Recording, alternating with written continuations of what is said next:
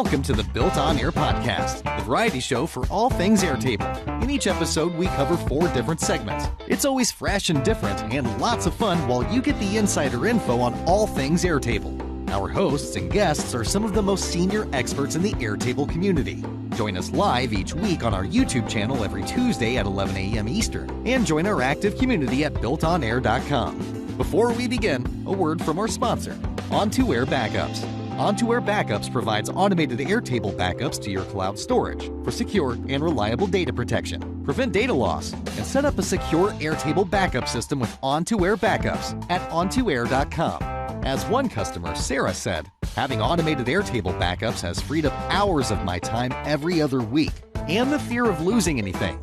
Longtime customer David states, On2Air Backups might be the most critical piece of the puzzle to guard against unforeseeable disaster. It's easy to set up, and it just works. Join Sarah, David, and hundreds more Airtable users like you to protect your Airtable data with On2Air Backups. Sign up today with promo code BuiltOnAir for a 10% discount. Check them out at On2Air.com. And now let's check out today's episode and see what we built on air.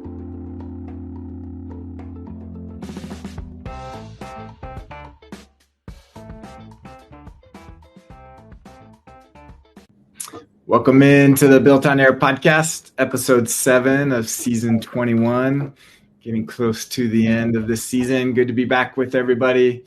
Got a full house with us, Alli, Camille, myself, and special guest Drew Whatley. Welcome, Drew. Thanks for having me. Good to have you with us. We're going to learn more about Drew and his story and background later on in the show. I'll first walk us through what we're going to be talking about. The Built on Air podcast is an hour-long show every Tuesday. Keep you up to date on everything going on in this world. We start with our round the bases of all the news and updates in all the different communities and what people are talking about. Then we will shout out to our sponsor, On2Air, and how you can sign up and get your backups going. And then Drew will talk a little bit about him, hear his story and background and expertise. Then he's going to walk us through how he uses Airtable in his world of nonprofit and how Airtable can be used for that. He'll show us his base for organizing his data. Then talk about how you can join our community and be a part of us if you're not already. And then finally, Camille's going to walk us through interfaces, how to manage large data within a large table, lots of fields, how you can break things up to organize better a large data set. So with that, around the bases, a couple things we'll talk about. First, there was one new update. This was one that was not leaked in our community or anybody. Probably not the most exciting of feature announcements, but if you are an enterprise user and you need to have your own custom legal terms that people need to agree to before they get access to your, assume this is just on sign up. I don't think this is per base, but basically in the admin section, you can add your own custom terms and services, and then the user has to agree to them as they sign up. So exciting. You guys all antsy to use that one? What is this? Sure. I wonder if it relates to the portals, like trying to roll portals out. You end up with more outside users in enterprise environments. Yeah. Probably, because you can have a separate terms or series of terms for external users as far as Airtable defines external users. So that would make sense. Absolutely. And with all like security compliances and stuff like that for larger companies, like the no code space has some catching up to do to like allow for a lot of those audits that you might have to go through. So this is probably useful in those cases, which is very cool. Yeah. So yeah, that's my guess as well. I assume this will be part of the portal process as well. So anyways, if you need that, that's now available for enterprise scale and higher. Next one from LinkedIn. We talked about this last week. If right after the show, right after the show, You can go on over to Airtable's community, and Ben Green, who was on the show last week, will be leading a discussion for the marketing user group, Airtable Basics to Advanced Interfaces for Marketers. So kind of taking a live demo, moving from just the data layer and then how you could migrate that into the interface layer. So that will be right after us. And next one, this is a little bit technical, but a little bit interesting. Came across this last week. So React is like the main platform or main UI library that's very common in the development world, and what Airtable uses for not only for its own app, but also for custom extensions. And the team behind the software framework is getting rid of this Create React app, which is kind of how you manage things, and basically saying there's better alternatives to use. This is interesting because if you've built custom extensions, this is how Airtable custom extensions rely on this approach.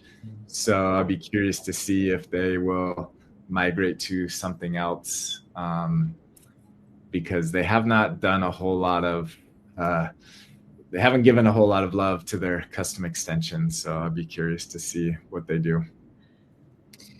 Yeah, separate from this in the community, I believe it was Justin, was actively editing an extension and noticed that Chrome's security, Chrome keeps updating itself, it adjusts certain security flags, and one of them was required to develop an Airtable extension just the way that they configured it, and it made it pretty difficult because it was like a moving target, and this seems like another moving target for developing extensions for Airtable.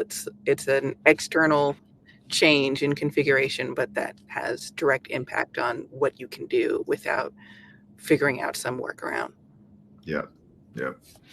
So yeah, and this, we also use this at OnToWare. We were actually already in discussions of kind of doing an upgrade. So this puts more pressure on that. So we'll be doing that on our end. So that's kind of interesting. There's just more details on alternatives you can go to if you're using Create React app. Okay, next one, Softer, kind of as they're evolving. There was a big write-up in TechCrunch about how they've evolved to be more than just Airtable. You can now use them. They've always, I think, or for a while, they had Google Sheets and maybe one other, but they're really expanding their sources to where now you can go straight to Postgres or I think MySQL, bunch of other sources. So Softer is definitely expanding beyond just Airtable. Yeah, and they're adding their own tables as well eventually, which will be really interesting. Yeah. Similar, Glide did that as well. Glide has their own Glide tables. So is Zapier now, and Stacker did a while ago as well. Yeah. I remember when JotForms added tables to their application, and I was just like, I already have a table. Like, It did make it a little confusing. Yeah. It'll be interesting to see how everything shakes out and how this plays out. But definitely, it's kind of interesting how it used to be everything would try to work together and then you could piece it together. And now everybody wants to be, which makes sense from a business standpoint. They don't want to be dependent on another business as they grow. So yeah, definitely interesting. I found it really useful in Stacker to be able to create records and have like tables in Stacker that don't necessarily live in Airtable. Just if it's like fields as well, you can create fields within just Stacker, which is really nice because like if it's something that's like, I need to just format this field specifically just for the purpose of displaying it on the portal. I don't want to clog up my base. Put the field just in Stacker, which is great. So if that's kind of how this is going to work, I'm super excited. Yeah. The downside is, and by design, that they like that because you're more locked into their platform.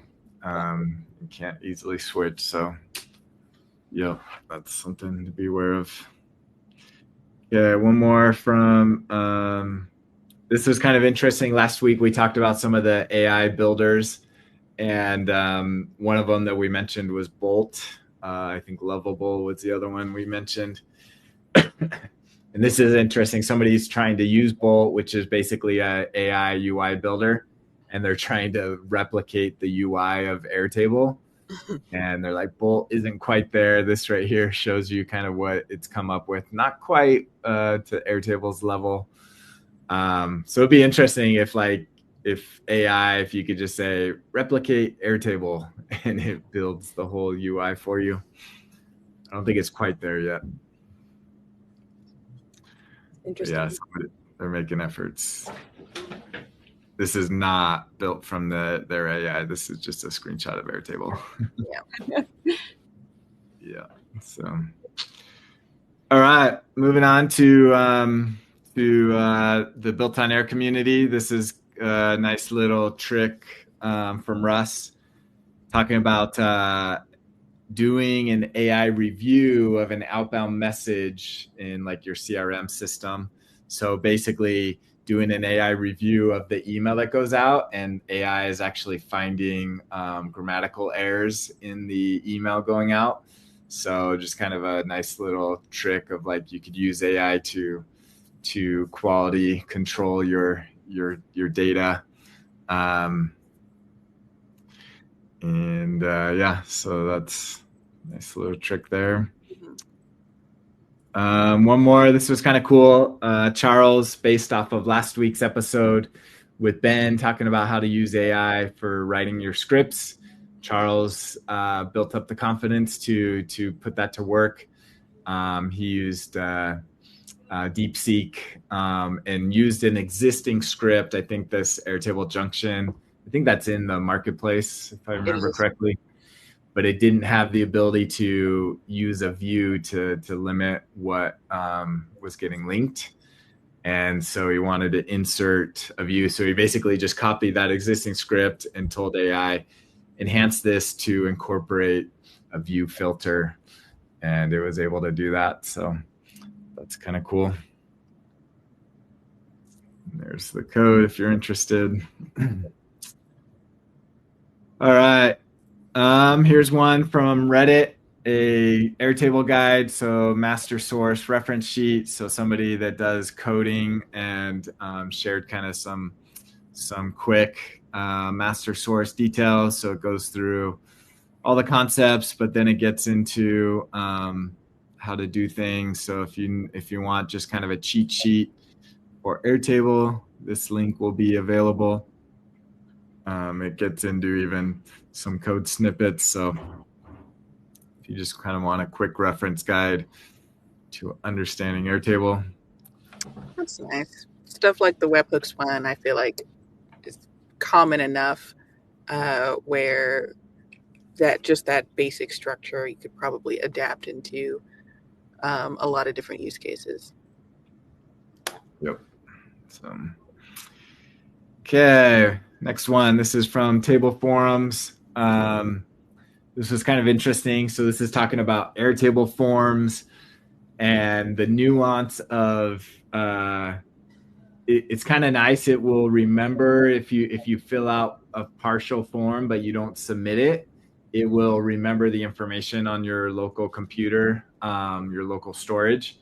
So then if you like close the tab and then come back to it, what you had already filled out will still be saved there. But there's this nuance where he's saying he has like a table listing in an interface, and you click on a button and it takes you to this form, and it will like, if you click on another record, it will pre-fill some fields, but then it will remember the fields that you had saved in your local storage, but those could have been to a different record. So you have like this mismatch of data, and it's kind of annoying, and you have to click the clear form to reset it all. I don't know if you guys ran into issues with that local cache. No, but now I'm worried. I haven't run into issues with local cache on forms, but like a lot of embedded stuff, I wish there was a way to just turn off caching, like where I have a calendar view embedded in a website and it keeps remembering that I had flipped it to March at some point and I just want it to always be current. And I don't feel like there's a way to do that without filtering it through a different software. And yeah, some of the caching operates in quirky ways that I don't seem to be able to get at. Yeah.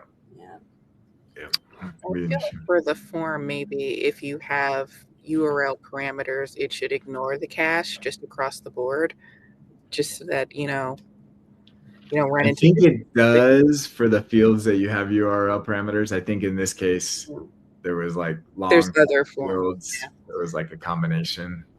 I would prefer it do one or the other.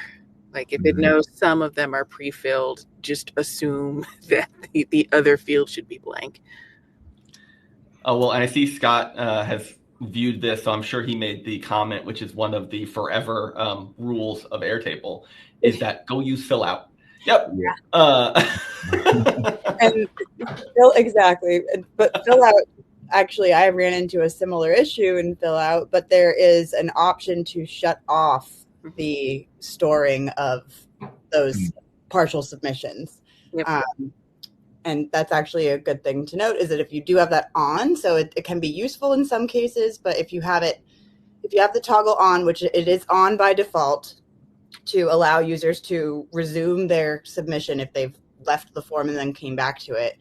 If you make any changes to the form, or rather to data that is being displayed in the form from other records, like say it's a sign up form for an event, and you show once they select the event, you show in like a banner what the date of the event is.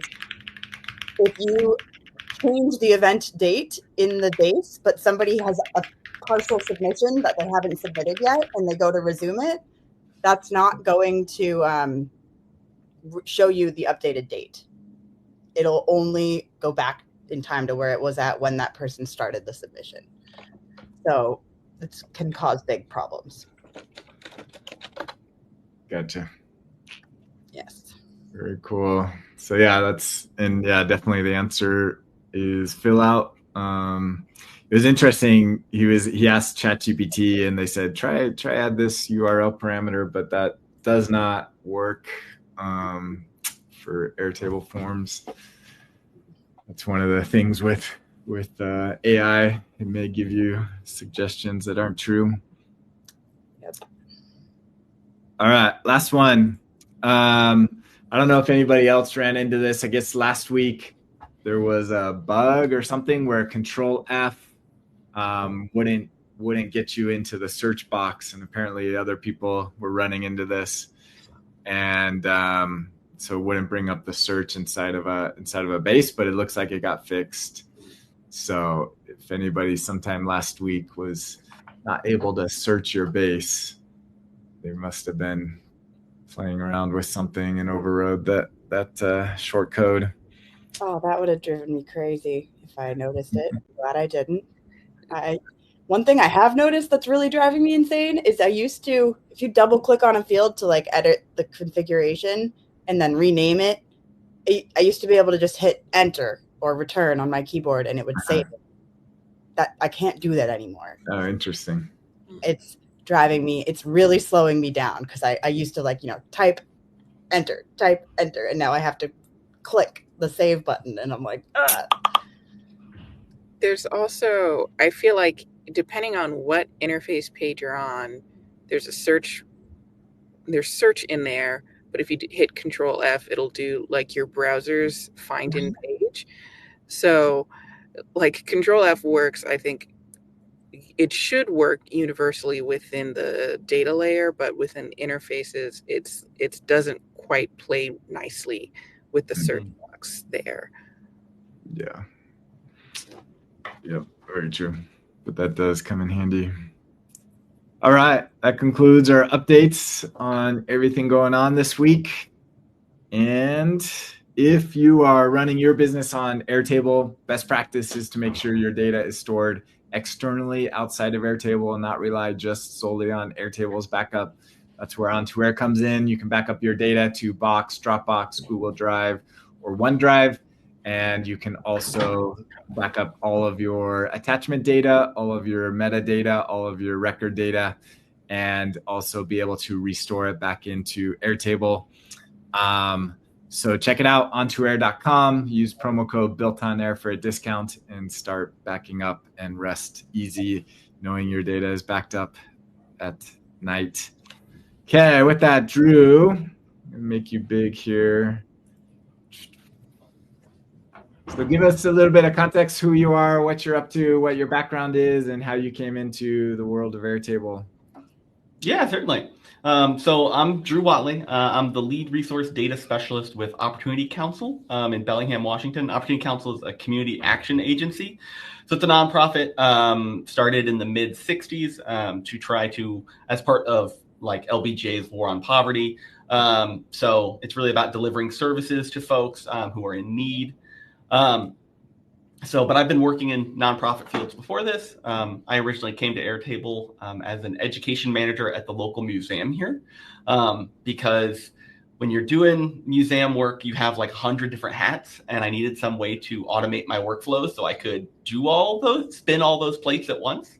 And so like incorporating Airtable let me actually like run our docent program and book all our field trips and schedule all our field trips and, thing on track all of our attendance statistics, stuff on top of other stuff.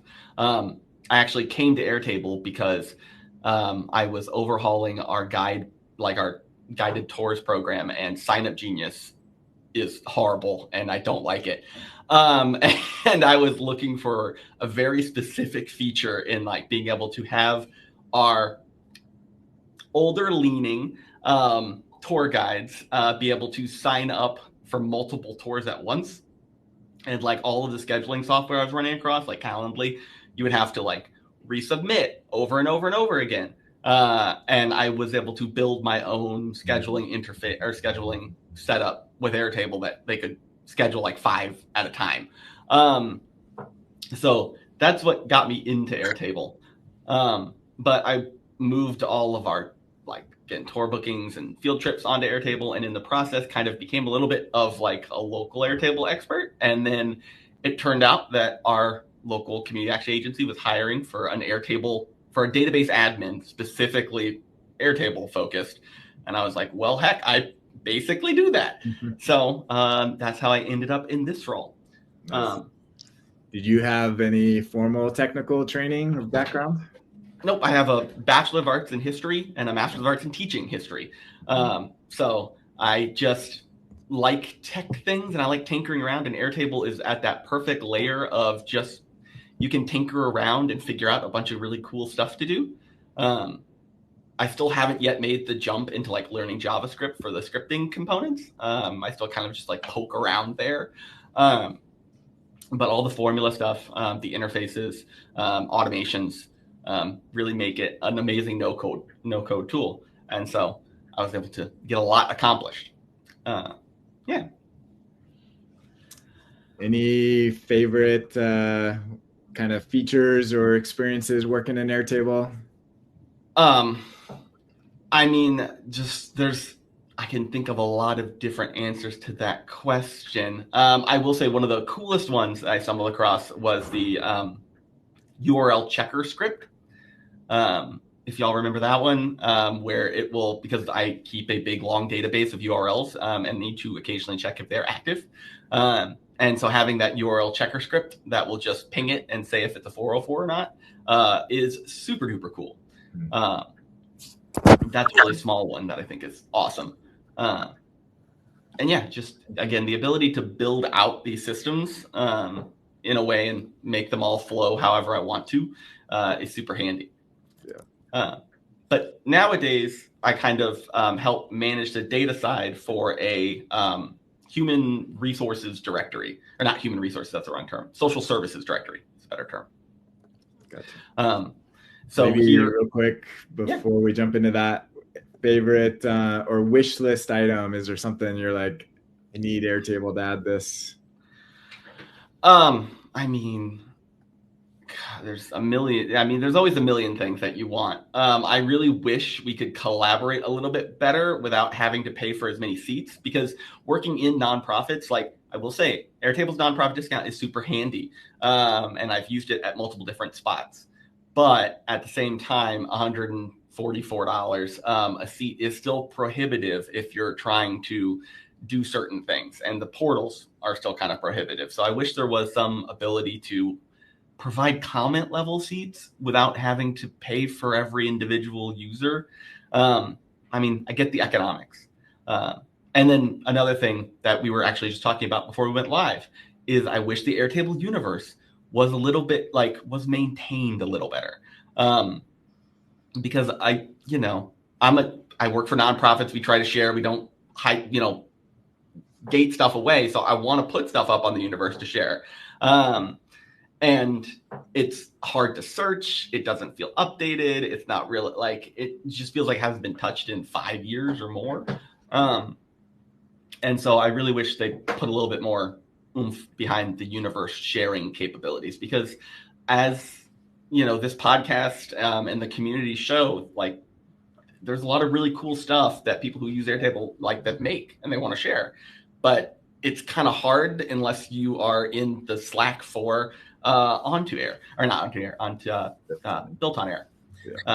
which is the plug for the Slack channel. There you go. Yeah, very true. Awesome. Any questions, Camille or Alli, before we jump in? No, I totally agree, though. The universe needs some love. I put something on the universe recently, and I had to have a whole separate testing session to be like, what comes with a universe now? Because, there's interfaces are new and automations at some point in time didn't come with it. And it doesn't feel updated, to your point. It's really not. And I just learned, because I've been trying to do some automations come with it, but they don't come turned on. Exactly. So the user document I have that goes along with this whole thing I'm going to show, one of the first setup steps is turn on the automations. Yeah. Awesome. Let me bring this back up. Cool. So as you mentioned, you've been in the nonprofit world for a while and have some expertise on how Airtable works in that. So you're going to show us some of the tricks of the trade. Let me bring your screen up. Okay, you're on. So as I mentioned, I really do love Airtable's nonprofit pricing plan. $144, you get a lot of bang for your buck. That's annual, not that's monthly, annual. right? Yeah. Okay. Yeah. They charge it annually and they'll prorate it. So they don't give you the monthly option for nonprofit pricing. Or for the discount, at least. The specific one I'll talk about today is kind of how we're upgrading the way we maintain and store data for our social service directory. So this is kind of the front end of our social service database. We work with a partner, Connect 211, who orchestrates the data out of Airtable and formats it. So this is the whole idea is we keep a running tally of organizations and services that provide benefits to our local community. So the local food banks, and you can click on food banks and you can see all the food banks in our area. All of this is hosted on the back end in Airtable in this big, well, it's not that big, honestly, but this multi-table setup.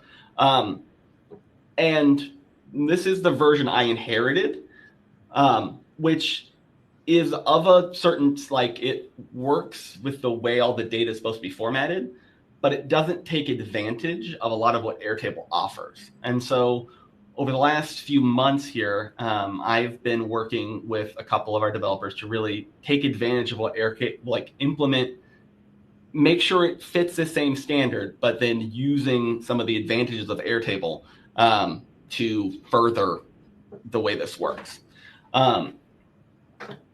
So we've kind of reformatted in order to help a whole segment of people, because the other thing is a lot of this is for folks who do not have a lot of time and don't have a lot of experience beyond a basic Google Sheet or Excel sheet.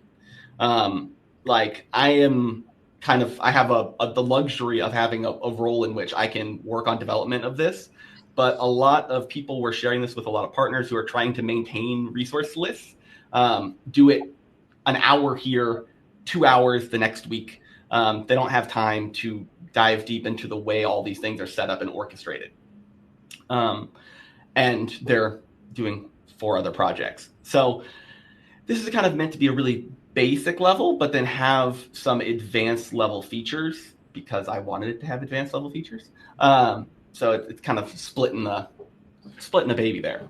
So we added interfaces to be able to control everything through interfaces because the previous version was only at the data layer.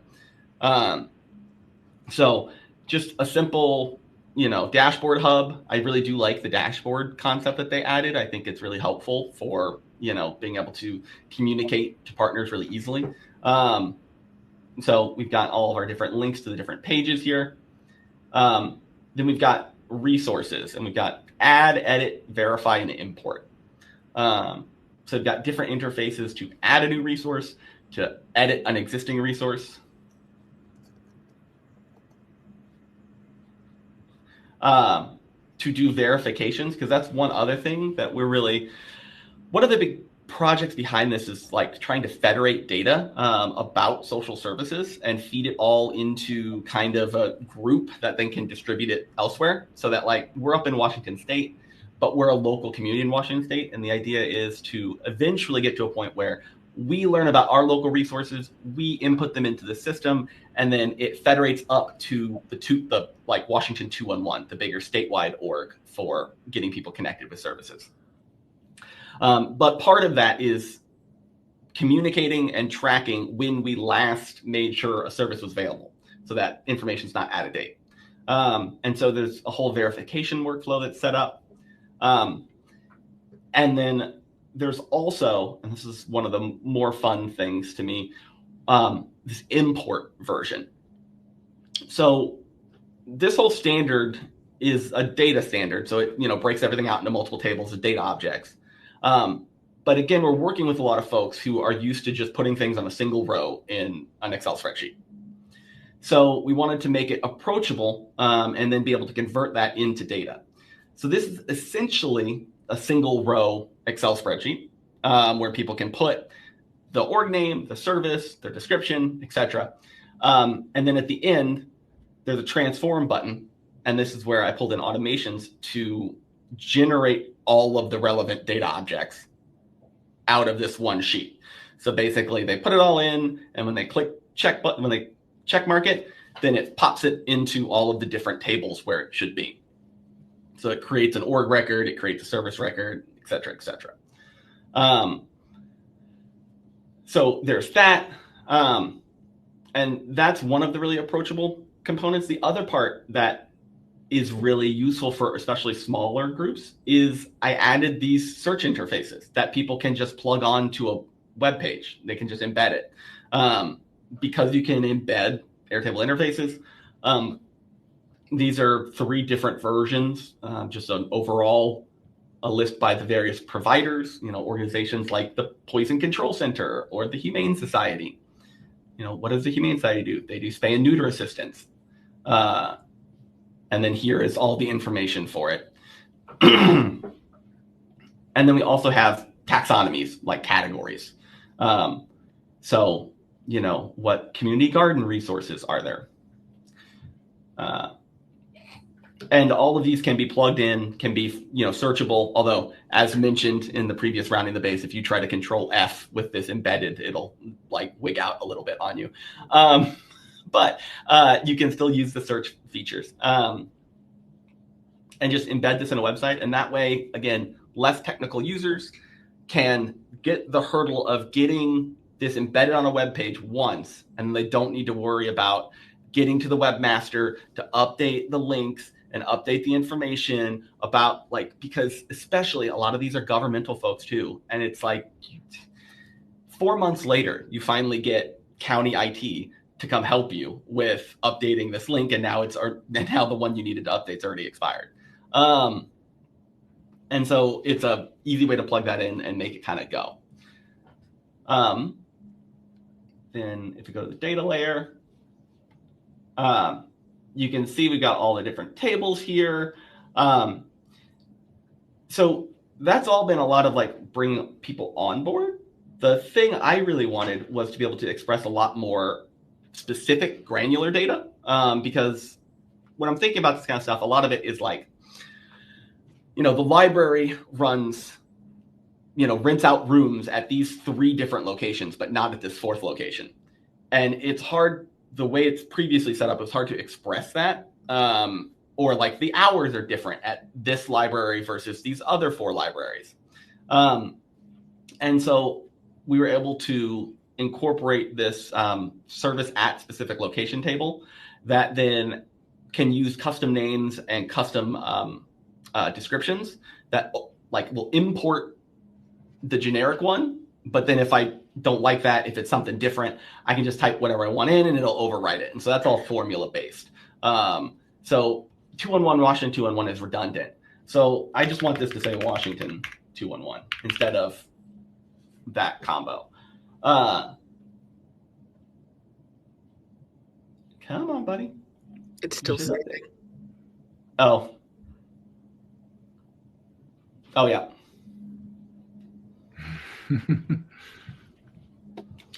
Demo.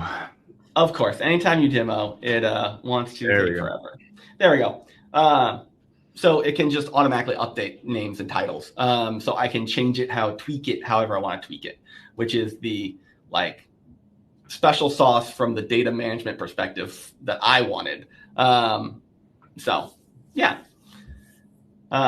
Nice. We also use Airtable to run an event calendar. It's a really simple setup, incorporating fill out forms to like, embed a calendar or fill out form to populate the calendar and kind of do events because they're a lot more transitory rather than services, which are ongoing.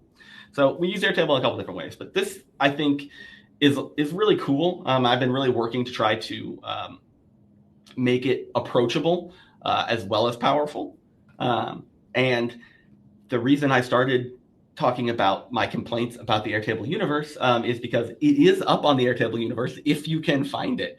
I've had a heck of a time searching for it. We can share the link. I will definitely put the link in someplace if you are interested in it. But it is up. So, yeah. Cool. Yeah, a couple questions. Yeah. What has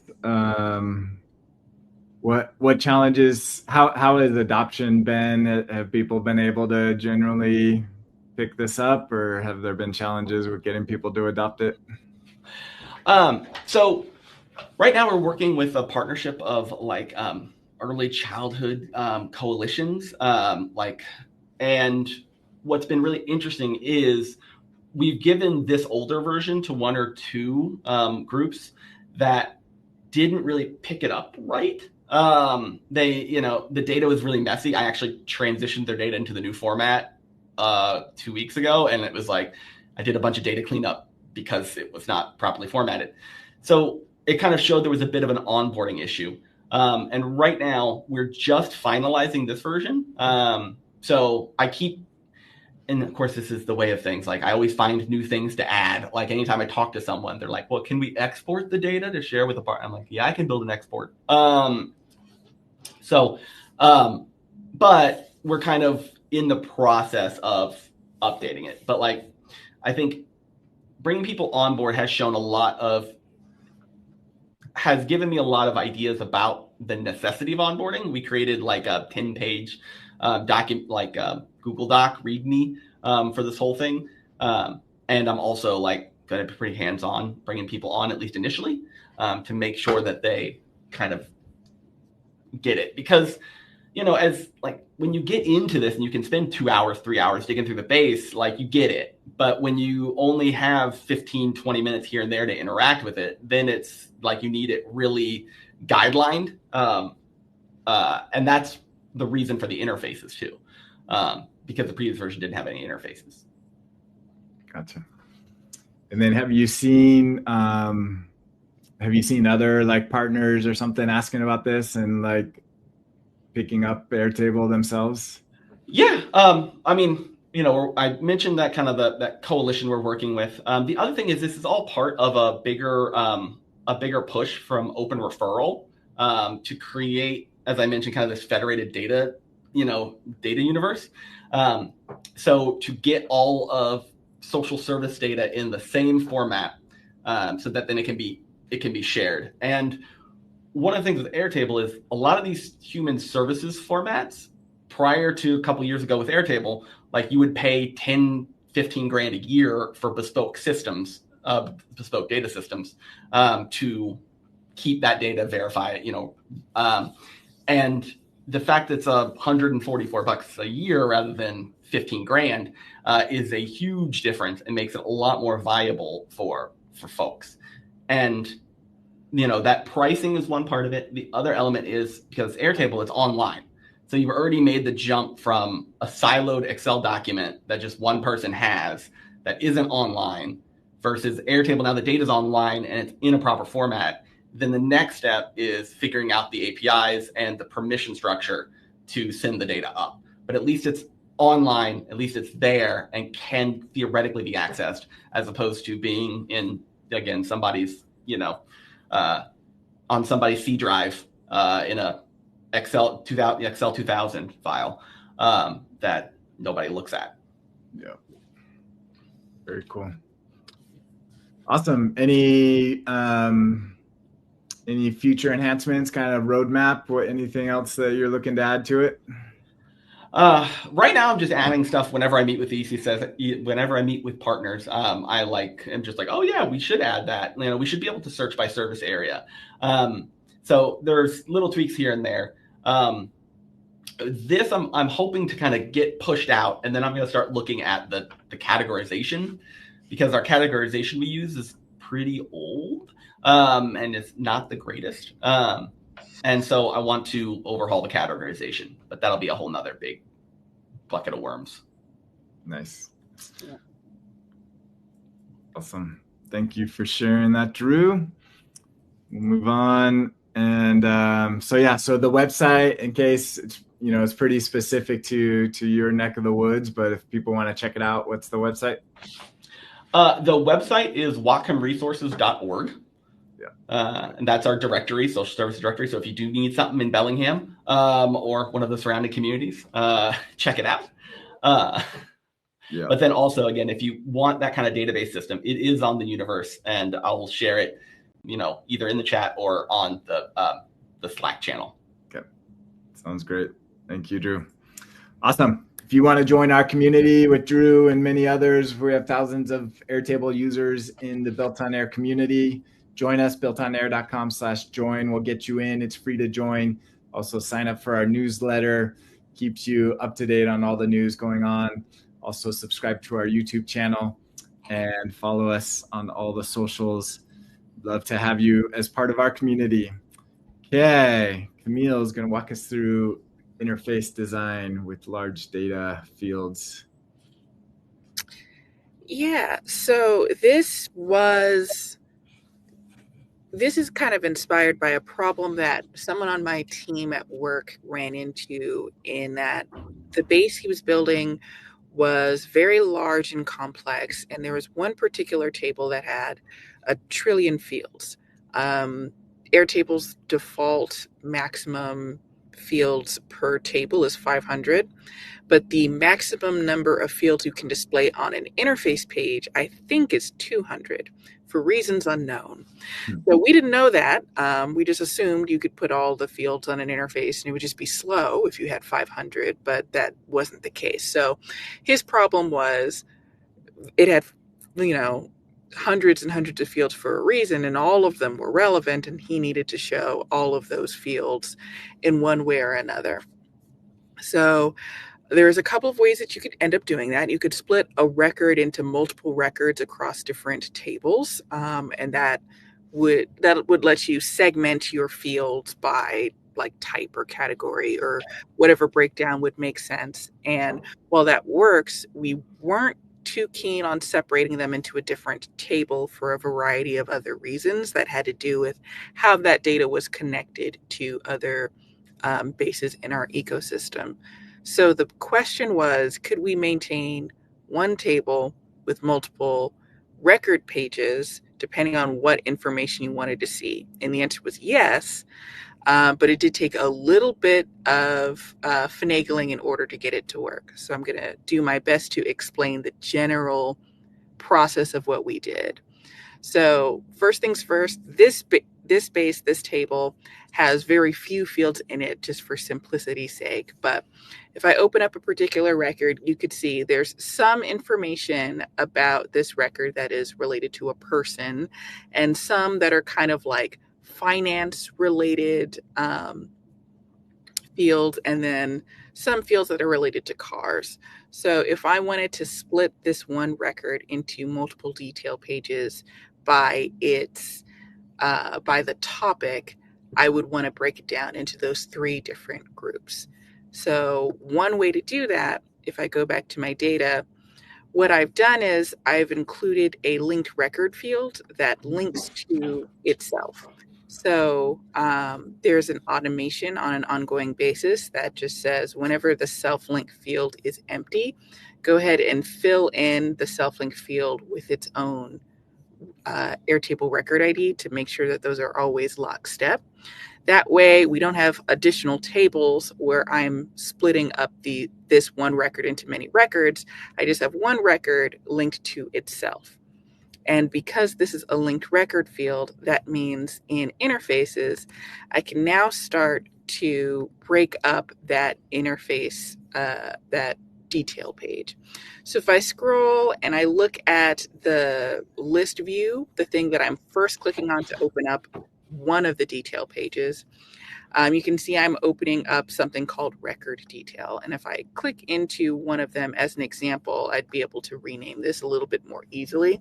So I'm going to call this overview page, because we're going to end up making multiple different detail pages about this one detail page, if that makes sense. So first things first, I need something to click on. So I'm going to get my self link here, and I'm just going to get it on the page. And I'm going to say, allow me to click into record details, but I don't want to click into overview page. I want to create a new layout. So for this, I'll say personal details.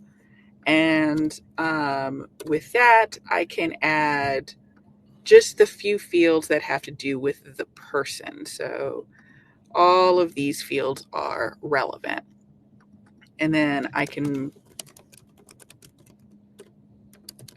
just give some names along the way so I know what I'm looking at. And now I have, at least in the working implementation, I can get rid of all those fields I added to that one detail page. I have this sort of broken out. Now this doesn't look pretty, and we're going to make adjustments to make this work, or at least look a little bit better. But that's the general idea that we want to go with. The next things to do would be, again, you want to plan out in advance how you want to break up your table if you're trying to do something like this. So I know what the next 2 I would want to do would be all the finance stuff, and then the car ones go into their own interface page. And before I do that, I want to adjust this to be a view, and I want probably a list view is probably the best I can get it. And what I have done is I've made a few helper fields. So the reason I've done this, and if I look at the data layer just so we can see, these are just formula fields. They all say the same thing: open personal details, open finance details, open car details. So you can get an idea of how I'm going to do this for the other groups as well. I did this because I wanted readable text that wasn't just the same name of the record again. And any field could have done. However, I felt that this would work a little bit better if I said what I'm about to open. And then if I take away the name, Airtable let me do that. When we launched this implementation that I was describing earlier, we were able to not have any title for this section. I don't think Airtable will let us do that anymore. So I think this has to say something, which is unfortunate. I just wanted this one line that says open personal details. And because this is a list view, this doesn't have to say helper one. I could just say open, for instance. So playing around with exactly what this looks like, your mileage might vary in terms of what you personally prefer. But what I'm going to do is now I can just duplicate this section, and instead of showing helper one, I can say helper two. So I have different text being displayed, and then my record details, instead of doing personal details, I want to do yet another layout, and I'll call this finance details. And then same thing as before, I'm going to pick the fields that are relevant. So card type, currency, stock, and stock. And then I would do that one more time for the card details. And by doing this, it allows me to keep, if I had more fields on this record, I would be able to keep just the ones that are relevant to like all the different segments of this record. So any high level fields that you'd want to show up top, but you can leave all like the specific details in these separate detail pages. So this would be just the car ones.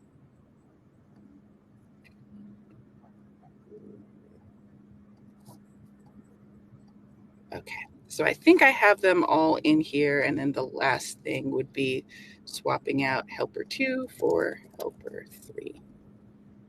So if I publish this now, this is what it would look like, where if I open up a particular record, I'd be able to pick which segment of the record is relevant to me. So if I want to open up the finance details, I can click this and just get the finance related field for that same record that we clicked on. So this is really useful if you have a lot of fields, and I'm talking hundreds of fields that people still want to look at. A lot of times I have very complex tables with like 25 or so helper fields that someone never needs to see. But if you have a lot of fields that you do need to display on an interface, I do find that this is nice in that you can keep your data structure the exact same, and with a little bit of finagling, control what the interface experience is. So having very specific display of what these fields look like. It's also helpful for permissioning. So if I go back into edit, depending on what plan you're on, you can conditionally hide these interface groups and instead show a different one. So if I'm a manager, for instance, versus just a teammate of somebody, I might want to have a different detail page design for managers than I do teammates. So I could conditionally hide this section and instead have another one that's a different detail page. So there's a lot that you could do with doing something like this. But again, you're kind of beholden to what Airtable will allow you to do in an interface, meaning you got to give each of these a name that is helpful for you. Otherwise, in my case, they'll all just say self-link. Yeah. I love this. This is super, super cool. It's so funny. A friend of the show, Alicia, came up with almost exactly the same hack, and she had showed me this a while back, and I was like, you should show this on BuiltOnAir. Too late. I was like, great minds think alike. So shout out to Alicia. And also, like, this is just so creative. I like it's like I said a couple episodes ago, it's like bending Airtable to your will and linked record fields. Yes. There's so many different ways to do basically what I've done. You don't necessarily have to convert them into a view like I did. You could have just left it at the field and controlled like the preview fields that are available. And I guess I'll just show that. self-link, I could just have left it like this, but if I changed the visible fields to, first name and last name, and then renamed it on here as personal, I could do that. And if you're trying to open or add new fields inside of one of these groups, doing it from here is a little annoying because Airtable assumes you only want that field on the page once, but you can, if you do it directly within the group, you can add the same field again. So same thing, it's just what visual do you prefer in this list kind of thing or in Airtable's kind of default? Yeah. Rather than the popovers, can you use the list hierarchies to nest a self-linking record? I haven't ever tried it. Well, let's just see. I will start with just this one. We're going to change it into a view again and click into here so I can get hierarchy. Interesting. Am I crazy? Is it not here? I think it's probably because do you have any other links to any other tables? Maybe it just yeah. And I was thinking more on the top level, like rather than inside the popover. Like having like your personnel and then you drop down nested underneath to say the car details. Okay, it doesn't want me to do that. So I could do nested records, but you can see that doesn't do anything. So Airtable doesn't like my attempt at doing what you're describing. But I do feel like that would be helpful because I think it's a little less janky visually than this because we're always only showing one record, right? If we had multiple records, it wouldn't look as, silly, I guess. But again, there's pros and cons because for each of these sections, you could add a description and this is rich text. You could have links and whatnot. Again, you can control which fields are shown here. So if I still wanted to say, show me the first name and last name, I could still do that. Mm-hmm. I wonder, the one thing that I still just don't understand why it is this way, but with the side sheet detail layout, the URL is a base 64 encoded string if you were to formulaically like try and get to this side sheet. Mm-hmm. Versus if you do the full page, it's just the record ID. Yep. So one thing you could do to get around this in a similar fashion is if you had a table or even just several formula fields of the links to the detail pages that are full page. They have to be full page. That's the caveat. Yep. You could kind of do something like that, but yeah. So I'm only sharing one tab, so it's a little difficult to see what you're describing, Alli. So I'm going to try and do it along. So URL formula. That's what the URL I'm given when I have the interface page as a full page layout. So what you're describing would be something like this, where you would put in the correct record ID, of course. Mm-hmm. And then for each detail page that you've made, in my case, I have 4, the overall, and then the 3 breakout ones, you would have a URL that takes you to the specific one that takes you into that particular detail page. So I would call this URL 1 or URL 2 or give them more helpful names since I know what each one should be. But that's another way to do it. And then on the, if this were a button field, on this page here, I could have just a couple of different buttons here and turn off, click into record details. That's another way to do it. So you would click directly onto the detail page you want. Right. Isn't that just perpetuating people having 700 open Chrome tabs, though? For sure. And if you're going to have an implementation where you have that many fields, and again, this is all predicated on you actually need to look at them. I can't stress that enough. There's so many cases where I have 200 something fields, and the people who are in there in the day-to-day, like doing their jobs, with that data, they look at about 10. But on the off chance that you do need all of them, sometimes you might want different tabs just to keep it all straight, because there's a lot of, depending on what you're doing, there's a lot of information that goes into making up one object as far as Airtable is concerned. Very cool. Alicia says, I wish Airtable would just introduce native tabs in these interface pages to save us the hassle of these workarounds. Yep.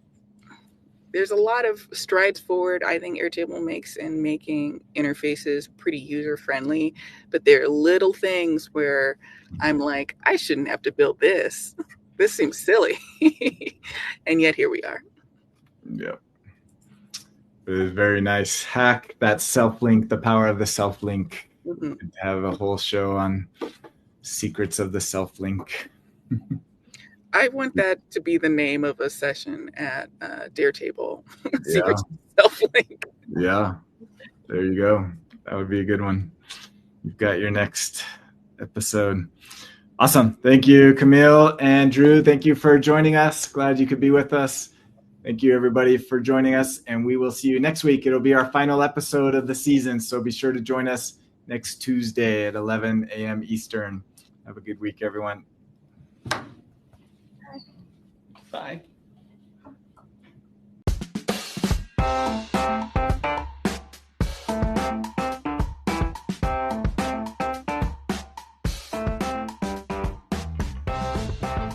Thank you for joining today's episode. We hope you enjoyed it. Be sure to check out our sponsor, OntoAir Backups, automated backups for Airtable. We'll see you next time on the Built on Air podcast.